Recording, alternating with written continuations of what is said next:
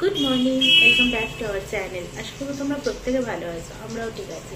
সকাল সকাল কিছু কাজ আমি গুছিয়ে নিয়েছি, তো চলো সেসব কথাই তোমাদের সাথে এখন শেয়ার করবো। তার আগে আমি কাজগুলো করতে থাকি আর তোমাদের সাথে গল্প করতে থাকি। রান্নাঘরে অনেকক্ষণ আগে থেকেই আমি কাজ শুরু করে দিয়েছিলাম। যেরকম বাঁধাকপিটা ভাপিয়ে নিয়ে আমি নামিয়ে নিয়েছি, এবার আমি মুসুর ডালটা সেদ্ধ হতে বসিয়েছি প্রেশার কুকারে। দেখো বাঁধাকপি ভাপানো হয়ে গেছে, তোমাদেরকে দেখালাম। আর এখানে এক পিস মাছ আর মাছের মাথা বার করে রেখেছি। মাছটা ওকে ভেজে দেবো। আমার না অত ঠান্ডা হয়ে গেলে মাছ ভাজা খেতে ভালো লাগে না। আর কিছু সবজি আমি কেটে রেখেছি, যেটা দিয়ে ওকে টিফিন বানিয়ে দেবো।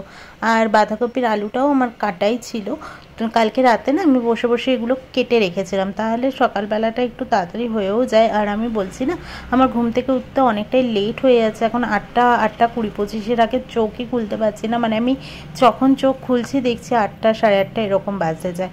আর আজকে আমাদের বলবো না, আমারই একটা অফিসিয়াল কাজ আছে, তাই জন্যে একজন বাড়িতে আসবে না। আমাকে যদিও বা যেতে হবে না এই রোদে, এটাই আমার অনেক। তো এখানটাতে বসেই যেহেতু অফিসিয়াল কাজটা করতে হবে, তাই জন্য আমি ভাবলাম যে এমনিও গোছাতেই হতো। ও 2-3 দিনের জামা কাপড় সব ছড়িয়ে ছিটিয়ে রেখেছে। আমারও দোষ আছে। দেখো আমি হেঁটে এসে ব্যাগটাকে এখানে রেখে দিয়ে আমি এটা নিয়েই হাঁটতে চলে যাই। ওটার মধ্যে একটা বাজারের ব্যাগ ঢোকানো থাকে ছোট, আর তো টাকা পয়সা এখানে লাগে না, ফোন নিয়ে গেলেই হয়ে যায় আর কি। তো ওই জন্যে আমি ভাবলাম যে এই জায়গাটা তাড়াতাড়ি করে গুছিয়ে নিই। ওইদিকে রান্নাটা হচ্ছে, তো মাছ ভাজা না ঠান্ডা হয়ে গেলে আমার খেতে ইচ্ছে করে না একদমই। তো ওকেই দেবো ওই জন্য, যদিও না পুরোটা খায়নি, আমার জন্য ভাজিনি বলে আবার আমার জন্য হাফ রেখে দিয়েছে। তো ওই জন্য আমি ওই আজকে ডাল করব পেঁয়াজ ফোড়ন দিয়ে, আর বাঁধাকপি আলুর তরকারিটা করব মাছের মাথা দিয়ে।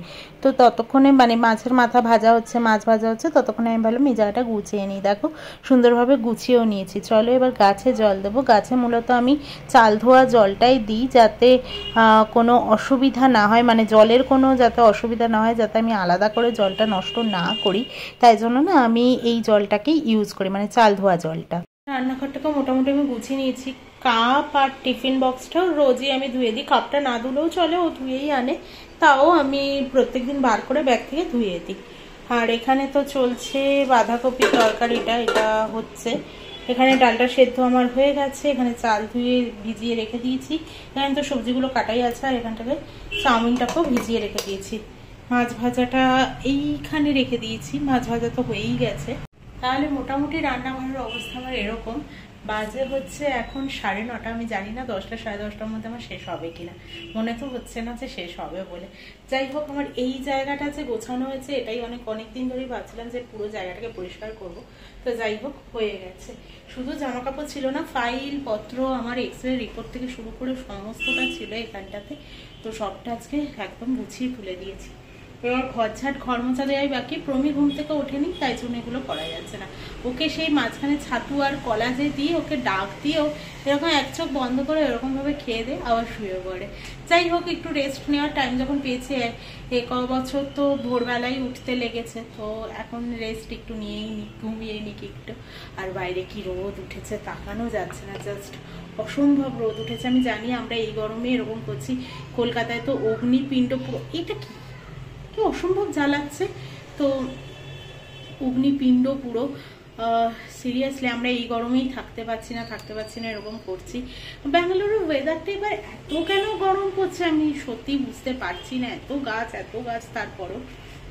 তো যাই হোক, কি আর করা যাবে, পড়েছি যখন সহ্য তো করতেই হবে, তাই না? আবার পরপর বৃষ্টি হলে তখন না, কথা বলতে দেবেন, পরে কথা বলবো। এখন বাজে 9:51 আর বাঁধাকপিটা নেমে গেছে।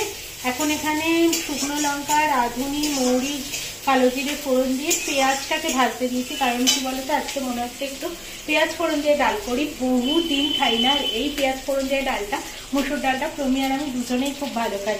আর এই যে ব্যাগটা টানানো দেখতে পাচ্ছি, এটাই করে ওকে টিফিন আর চায়ের কাপটা দিই। আর এই যেদিনকে লস্যি কিংবা আজকে যেরকম দিয়েছে লেবু, চিনি আর নুন দিয়ে শরবত বানিয়ে, তো সেটাকে এই ব্যাগের মধ্যে, এই তিনটেকে এই ব্যাগটার মধ্যে ঢুকিয়ে দিয়ে দিই। এখন তার ওই 4টে টিফিন বক্সের দরকার হয় না, তাই ওই ব্যাগটা নিতে লাগে না। তো এই ব্যাগটা ইসেসিনি যখন আমাদের বাড়িতে এসেছিল, তখন এই ব্যাগটা করে মিষ্টি এনেছিল। তো আমি আমার ব্যাগটা কিউট ভেবে রেখে দিয়েছিলাম, ছোট্ট খাতে তো দেখতে ভালো লাগে। তো সেই কাজে লেগেই গেল, কখন যে কি কাজে লেগে যায় বলা যায় না। তো যাই হোক মোটামুটি এগিয়ে এনেছি, আমি সবটা করে নিই, তারপর তোমাদের সাথে শেয়ার করছি। ডালটা নামিয়ে কড়াইটা মেজে বসাবো চাউমিন। রান্নাঘরের সমস্ত কাজ হয়ে গেছে, প্রমিকে ডেকে আমি চা দিলাম, এখন বাজে 10:20। এবার আমি ঘরটা ঝাঁট দিয়ে ঘরটা মুছবো। উফ, প্রচণ্ড গরম লাগছে, প্রচণ্ড। জাস্ট রোদটা দেখো,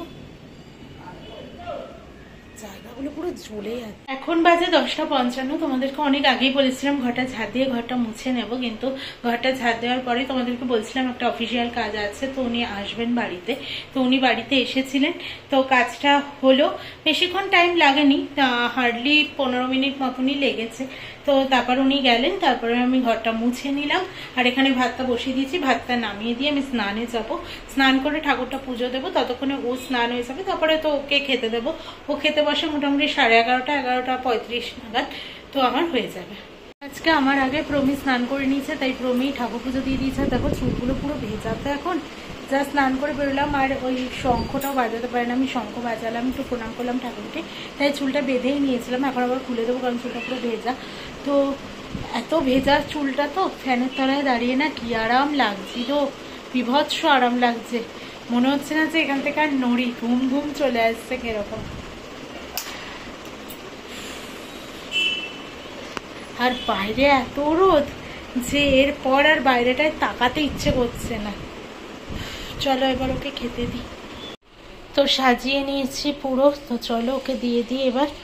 গন্ধ লেবু থাকাতে না এই গরমকালটা বেশ ভালোই চলে যাচ্ছে। কলকাতা থেকে ভালো টাইমে লেবুগুলো এনেছি, আর প্লাস্টিকে পেঁচিয়ে রাখলে দেখবে ভালোই থাকে। কি গো, চলে আসো। এবার বাবু যাচ্ছেন অফিসে, দেখো কিরকমভাবে হাঁটছে, ইচ্ছে করে হাঁটছে। আমি যেহেতু বললাম যে পেছন থেকে আমি ক্যামেরাটা ধরেছি, তাই জন্য ইচ্ছে করে এরকমভাবে হাঁটছে। তো দেখো তোমাদেরকে টাটা করলো, তো চলো ওকে ছেড়ে দিয়ে আসি। ও উঠে গেল, এবার আমি বাড়ি যাচ্ছি। প্রচণ্ড রোদ, এই টাইমটাতে আসি আমি, এক আধ দিন হয় না যেদিনকে আমার কাজ হয়ে ওঠে না সেদিনকে আসতে পারি না, বা চাপ থাকে সেদিনকে আসতে পারি না, তবে বেশিরভাগ দিন আসি। আর এই যে রোদটা কি আর বলবো, বাপরে বাপ। আজকে বাজারে গিয়ে পড়েছিলাম একটু মুশকিলেই। আমি স্ক্যানারে স্ক্যান তো করে দিয়েছিলাম, যার থেকে আমি ডাল কিনেছিলাম তার থেকেই আমি কিনি, যদিও বা বিশ্বস্ততা অবশ্যই আছে। তো তাকে না আমি পে করে দেওয়ার পরে তার সাউন্ড সিস্টেমে বাজেনি, মানে আমি যে পে করেছি, আর তারপর তার ব্যাঙ্ক অ্যাকাউন্টেও ঢোকেনি, মানে কোনো মেসেজ ঢোকেনি। তো তিনি আমাকে বলছিলেন দেখো আমার ফোনে না এখনও ঢোকেনি, আর সাউন্ডও তো এলো না। আমি ওনাকে বারবার বলছিলাম দেখুন আমি পে করে দিয়েছি। উনি আমাকে বলছে হ্যাঁ তুমি তো পে করলে, আমাকে দেখালে, কিন্তু আমার কেন আসছে না। তো যাই হোক, এইটা উনি বলার পরে আমি ওখান থেকে সরে যেতে পারি না কখনোই। তো আমি বললাম দেখো তুমি একটু চেক করো। তো এরকম করতে করতে 2-3 মিনিটের মাথায় সাউন্ড সিস্টেমটা বেজে ওঠে, আর ওনার ফোনেও মেসেজ যায়। তারপরেই আমি ওখান থেকে অন্য জায়গায় বাজার করার জন্য যাই, আবার মানে অন্য দোকানে। তো বিশ্বস্ততা তো অবশ্যই আছে, উনি আমাকে কিছু বলছিলেন না। তবে সত্যি কথা, অনলাইন যতটা আমাদের সাহায্য করেছে, তেমন কিন্তু ফ্রড কেসও কিন্তু প্রচুর হয়। বাজার থেকে এসে এখন যাচ্ছি একটু ছাদে, ঘরে প্রচণ্ড গরম লাগছে, তাই আর জামাও চেঞ্জ করিনি। ভাবলাম একটু ছাদ থেকে আগে হাওয়া খেয়ে আসি, তারপরে এসে চেঞ্জ করবো। বা আজকে এই লাইটটা ধরিয়েছে, ওই জন্য একটু ছাদটাও আলো আলো লাগছে। এরা পুরো ছাদটাই আলো আলো, নাহলে অন্ধকার। চাঁদটা কি সুন্দর গোল, পুরো কি ভাল লাগছে না দেখতে, ভীষণ ভাল লাগছে দেখতে। বাজে 11:03, প্রমি গাড়িও পেয়ে গেছে। এরা না কথা বলতে দেয় না। প্রমিও গাড়ি পেয়ে গেছে, আর আমি এখানে বসেও দিয়েছি। আমি এদিকে চিকেন স্টুটা হচ্ছে, আর এখানে ভাতটা হচ্ছে, আর এখানে আমি কালকের জন্য একটু উচ্ছে ভাজা করবো বলে উচ্ছে কেটে নিচ্ছি। ডিনার একেবারে রেডি। তো চলো আজকের মতো টাটা, গুড নাইট। কালকে আবারও আসছে একটা নতুন ব্লগের সাথে। আশা করি ততক্ষণের জন্য তোমরা সুস্থ থাকবে।